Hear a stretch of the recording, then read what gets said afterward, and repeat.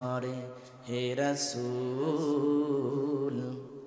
তোমাকে ভুলি আমি কেমন করে।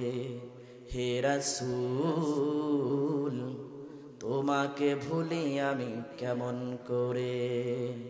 হাজারো ব্যথা বেদনার পরে, হাজারো ব্যথা বেদনার পরে ফিরে আসনি তুমি আপন ঘরে।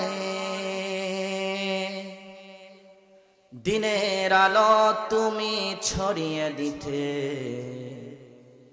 চলে গেলে মদিনায় মক্কা ছেড়ে।